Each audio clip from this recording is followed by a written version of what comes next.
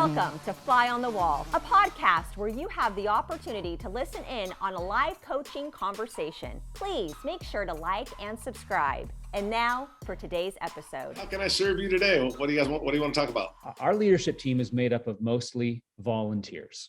Okay. And so just would love your advice on how do you lead a team when most of your team is working full-time jobs outside the church? Yeah. And just love your thoughts and advice on that. Yeah. I think a lot of churches, well, most churches are probably there because most churches aren't running 10,000 or even 1,000. They're in a situation where they've got a lot of volunteer staff, maybe a couple stipends, and that's pretty much all they got. And so I don't think it's anything new. I think a lot of people are there, but a couple thoughts I have about the volunteers. One, I do think that it is important, and it's not really what you're asking. I'll kind of get to that, but I just want to say this before I forget it. It's really important. I think you and I've talked about this before, but it's so important that your volunteers feel valued and feel like they're getting paid. Now, here's the thing. Valued. People gravitate to where they feel the most valued. Yeah. So they're going to gravitate to you and to the vision when they feel most valued by you and the vision. So people gravitate to where they feel most valued, but also everybody wants to get paid, and it's not by money. Volunteers get paid by fruit. And that's really important to always remember, like, how are we keeping the fruit, the results, the celebrations in front of them? How are we creatively keeping that? So if you got a team of volunteers, especially volunteer staff, man, it's you got to figure out a system by which you're taking the celebrations and putting it into their ears and eyes on a regular basis, not just when you come together, but it's like, do I do an update once a week? Do I do a 2-minute video? Do I send them a testimony video of just a little iPhone interview I do with someone, like, how am I making sure that the volunteers are gaining and understanding the fruit and the celebration? So volunteers get paid by fruit. They don't get paid by cash. And if they're paid by fruit, we got to make sure that enough fruit's in front of them, that they see what we're doing, that it's working, that it matters. And if we only do that once, whatever, they're serving every week, but we only do it every 3 months, that's a little harder. So if you got a volunteer staff, figure out rhythms, like, hey, once a week, every Monday, I tell them what a great Sunday it was, and I let them know everything that we did in a video, or however you do that, whatever, some thing that you heard, or you interviewed someone just with an iPhone. So I think that's an important part. I think the other part is just practical.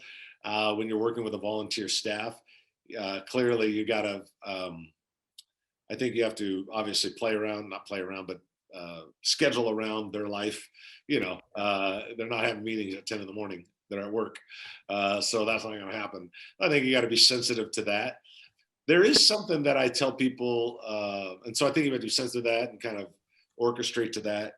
There is something I do tell people that sounds a little harsh, and I don't mean it to, but this is, if you treat people like volunteers, they'll act like volunteers. Now, I don't mean that in a negative way, like acting like a volunteer. I've met some of those amazing volunteers in the world. But my point is, when I say you treat them, I think sometimes we as pastors, we got to be careful with this, but we always excuse it down. Well, they're volunteers. They got another job. And of course they do. But if we excuse down every single thing, then we never have a threshold of commitment by we hold them to. You can't expect 20 hours from them a week. That's just, you're not going to get that. And that's just dumb. That's just not going to work. It's not using your head. But if it's like, hey man, really what they're doing is only about an hour a week and they're still flaking. But they're volunteers. It's like, at some point, somewhere between understanding they're volunteers and their commitment, somewhere that's got to meet. The line's got to meet somewhere. And I hear a lot of people kind of excuse it down to where it's like, no matter what they do, we excuse it down. And I don't think that's healthy for them. I don't think that's healthy for the kingdom. I think you find the right balance, find what's realistic, and then have them live there. The other thing is with volunteer staff is job descriptions and clarity of expectations is really important. You got to be clear, like all up front. This is what I'm thinking you could do. Can you do that? Here's what, here's the time commitment. Here's what it looks like. Here's the job description. Here's how you're going to report to me. Like clarity, I think, is really important. I always say to be unclear is to be unkind, and to be clear and crystal clear of what their jobs and their expectations are. So those are all kind of the way that, because everybody's there. I'm a founding pastor. We got a bunch of campuses, blah, blah, blah, blah. But when we launch a new campus, it's not like it launches with 500 people and millions of dollars. It's like, nope, he's got to volunteer. We've all been there. I've been there. And when we have a new campus, it's always there. So it's not something I've outgrown. They're like, I don't even think about that anymore. No, it's always in my head. We always have that. But anyway, so those are some of the thoughts that I would say I would find helpful in working with a volunteer staff. Yeah, that's good. What are some thoughts then to meeting with them, just navigating the one-on-one meetings and the team meetings and scheduling those? What have you seen work and not work in those? Well, let me ask you this. We'll talk about that in a second. Okay. What have you identified as the biggest difficulty when you've worked with volunteer staff? I think the biggest difficulty is, communication. It's getting them to communicate to me. I feel like I oftentimes have to be the initiator and reaching out. And if I don't reach out to them for some of them, not all of them, but some of them, then we will never meet one-on-one. We'll never have these conversations and talk about how you doing, what's going on. And so that's one of the things I've been working on, is trying to get them to have greater initiative. And I need you to reach out to me, so I'm not the chaser all the time.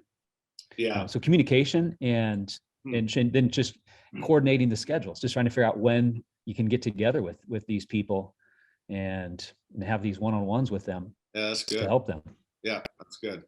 I think that's great.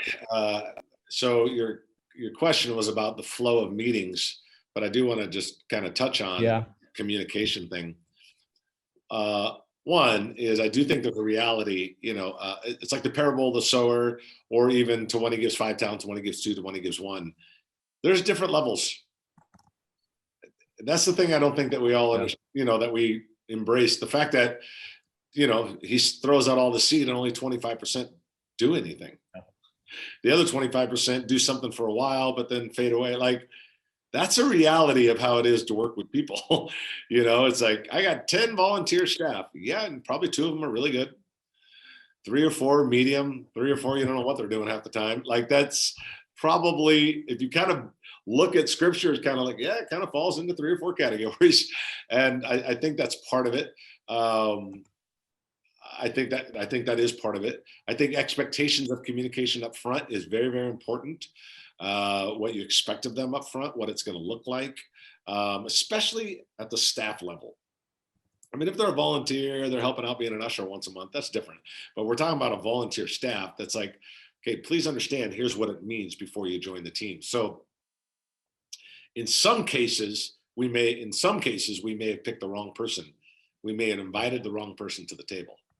I'm not saying that's your case, but in some cases, we might invite someone to the table like, they're probably not a great leader, and they're probably going to frustrate us. And have you ever created that document for like what it's like to work for Tyrone? Have you done that yet? No, I haven't. I've done the expectations and some of that stuff, but I never have. I started on it, I think just a couple months ago, but I didn't complete it. Yeah. It's a great document. Because then they know up front, like, here's the things that as the leader will frustrate me. Here's the thing, like if I text you and you don't respond back for 3 days, I like same day text, same day email. Yeah. And then they just know. And they're just like, dude, I'm just too busy. I return text 3 days later. Okay, well, now you both know. Are you okay with that? Or are you not okay with that? Well, then if you're not okay with that, that's a different story. If you are, then okay. But I think clarity is so important of what you expect, what it's like to work for you. asking yourself the tough question, did I invite the wrong person to the table? Yeah. Rhythms of meetings, I think, birth out of that, depending on whether or not they're following through and whether or not they should be sitting at the table anyway.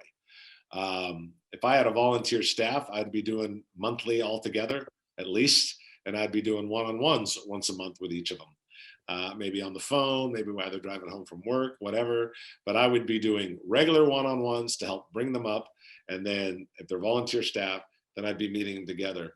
The one big thing I would be emphasizing is, are they building teams? Yeah. Everything to me is like, can you build a team? Are you building a team? It's the place where I get most frustrated, but I have to know going into it that they have that ability. So I'd meet at least monthly with them. I'd meet monthly one-on-one, even if it's just a quick phone call. How's everything going?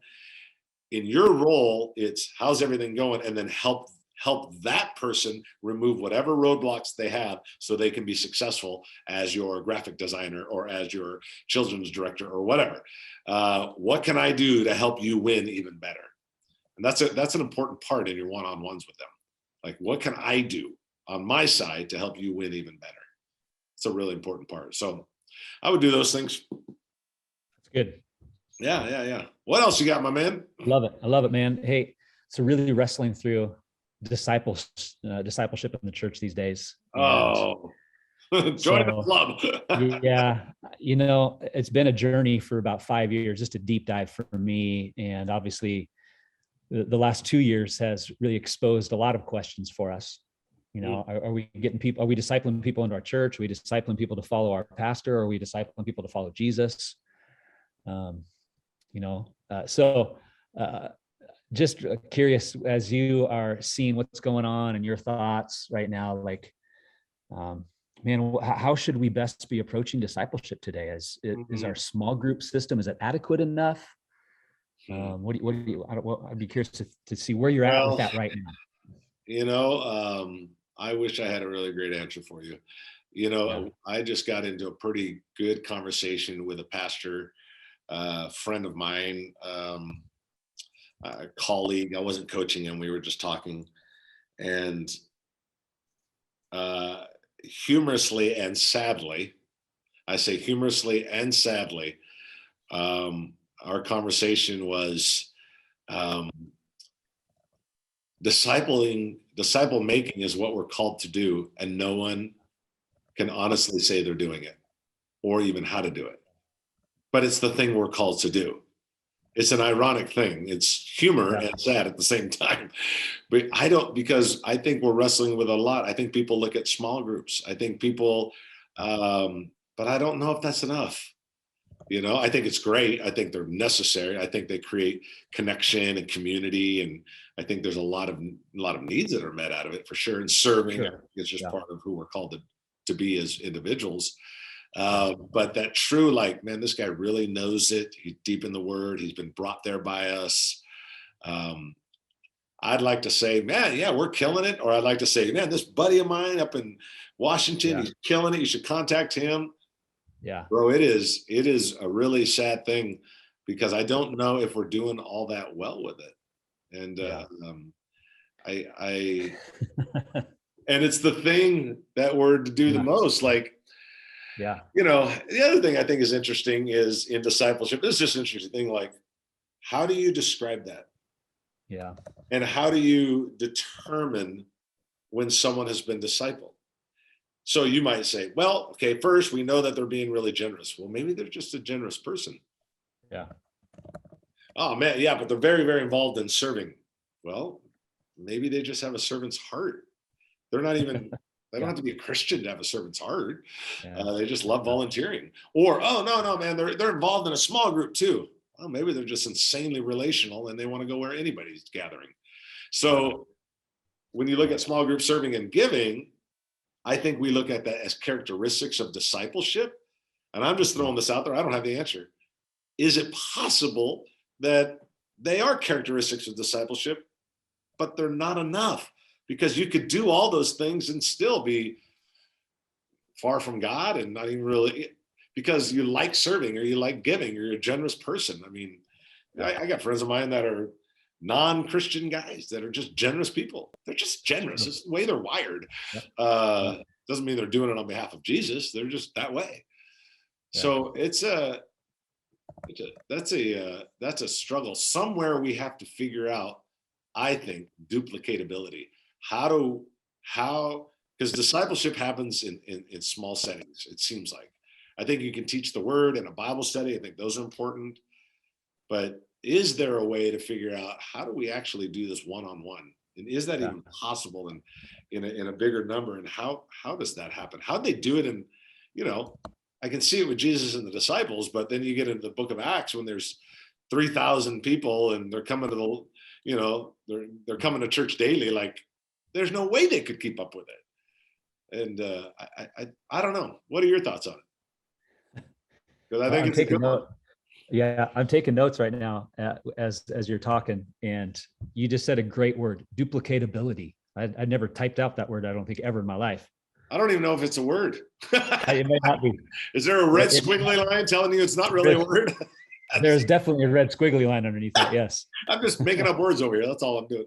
Great, but it's so true, but it's hilarious. So yeah, we must figure out duplicatability, if that even is a word. But yeah, I think that's a key. To be honest, our church got hit really hard. I've talked to a few about this, but we got hit really hard in the last 2 years, and it's been very difficult, very challenging personally and organizationally.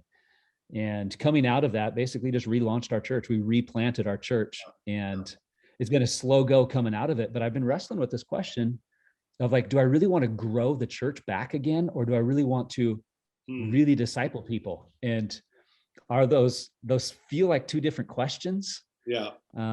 So, I think, if we make disciples, then the church grows. But if we grow the church, are we really making disciples? Yeah, it's great. So it's a great question. Yeah. And then there's a wrestling of both, the front half of the Great Commission and the back half of the Great Commission. Yep. We don't want to just sit around and have 100 people sing Kumbaya to each other when people are, going to spend eternity without Jesus. So there's that side of it. It's like, no, he wants his children to come home. Then on the other side, it's like, yeah, but we got to go deep. I think you and I talked about it one time. I know I've talked about it with some other people. A lot of people, have come back from pandemic and all that, and they come back strong.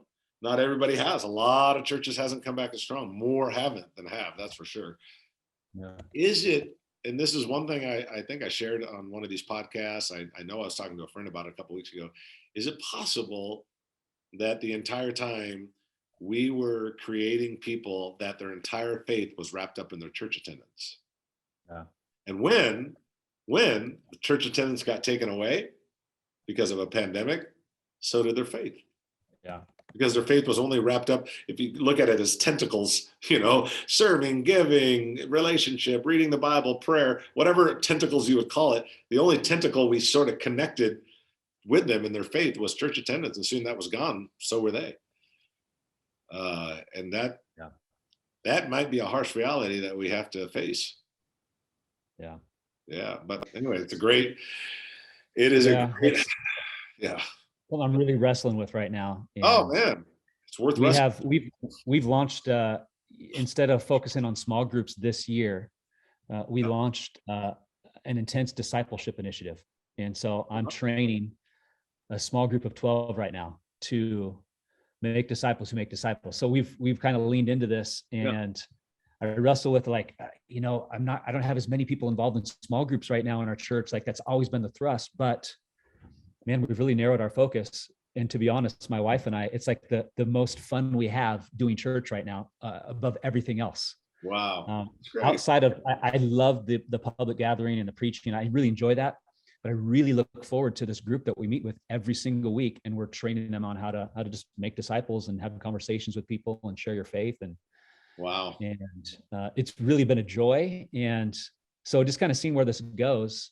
Are you taking them through kind of a set subjects that you're trying to hit with them? Yeah, we are. And so I'm actually going through training right now from a group called the Timothy Initiative. I don't know if you've heard of those guys. Yeah.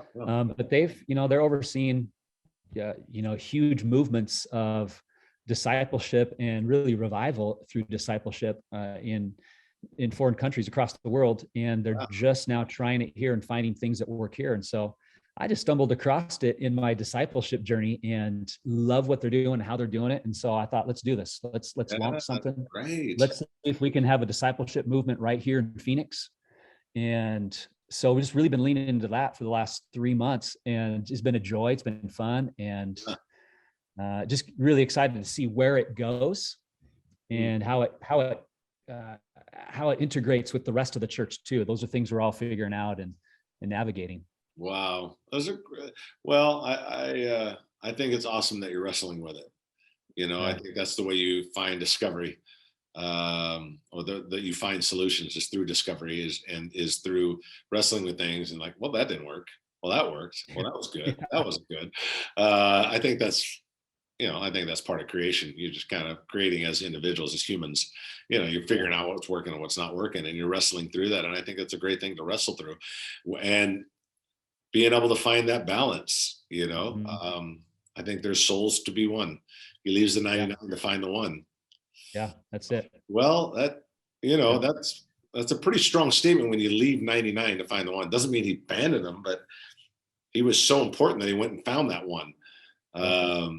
So balancing out, like, okay, man, we are going to be in this discipleship mode. Like, we're going to go after it in a way we've never gone after it.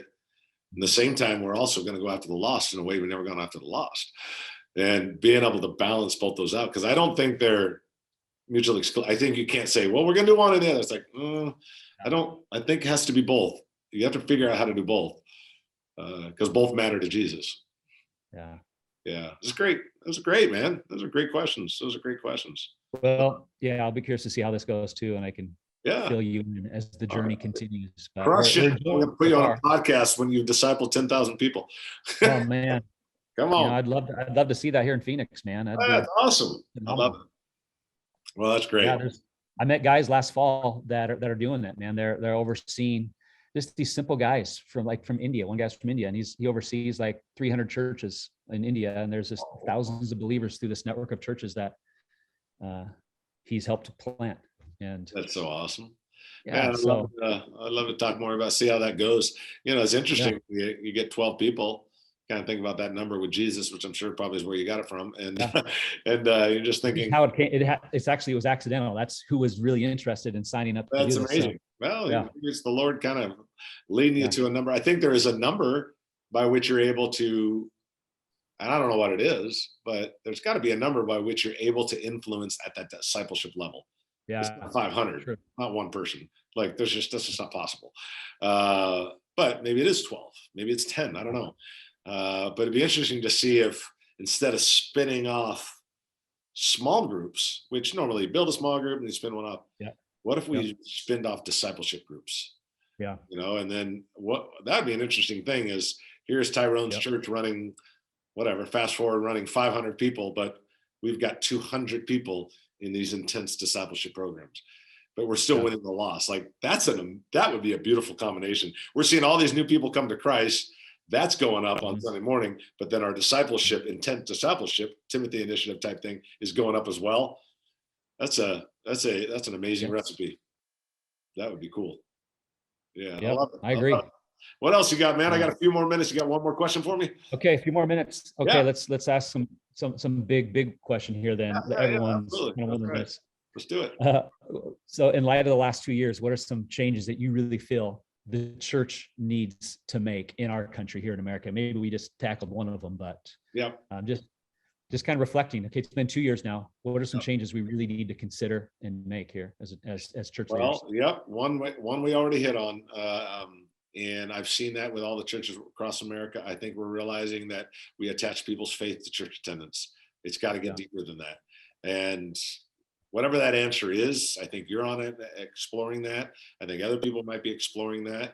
I think that's an important piece that we've got to look at and think, man, if we only created people's faith based on church attendance, that's just not sustainable, man. That's sand. That's not solid rock. And we got to do better than that. And so I think that's come back. I think what has shifted as well is more people wanting to belong more than they even want to believe. Which I'm not saying that's good or bad, because I think whatever, as long as they come in, and if we get them in and they're barely saved and they become disciples, that's the whole goal anyway. But I think people want to belong.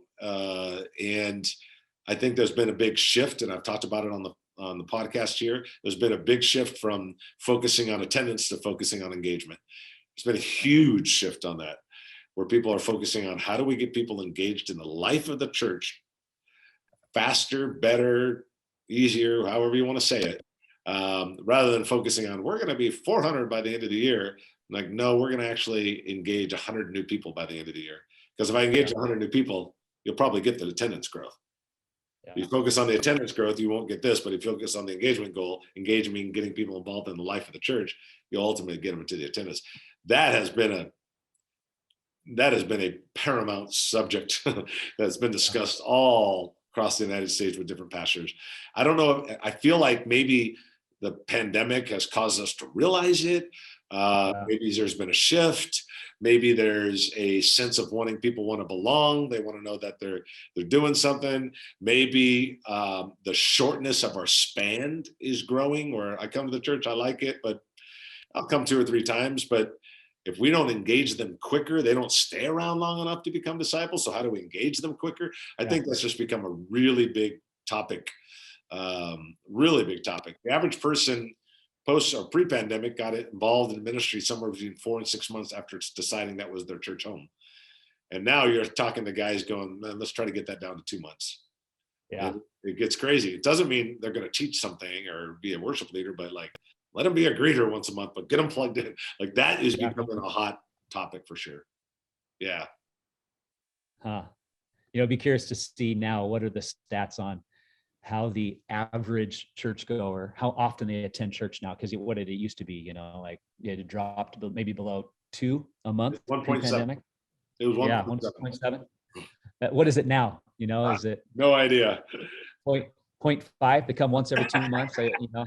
I think it's dropped from 1.7 to lower. You think about the average person was attending 1.7 Sundays per month, and that number, in my opinion, I would guess, I don't, there's not enough data. I don't have any data, and I don't know if there's enough time to create the data, but I would not be surprised if it dropped below 1.7. I think for sure it's done that. Yeah. Which is easy. Which is just makes a statement. It's very loose affiliation. Well, what's interesting then is, we're working to get people engaged as well, just like everybody else is. But it's interesting to see some people, like, we got them scheduled to serve, and they show up to the one service that they're going to serve at, but they didn't go to the other service. So that's the only reason they showed up that Sunday. They show up to pass out the bulletin or the bucket or whatever, they're to give out the donut. Kids ministry. Yeah, whatever, and then they're out.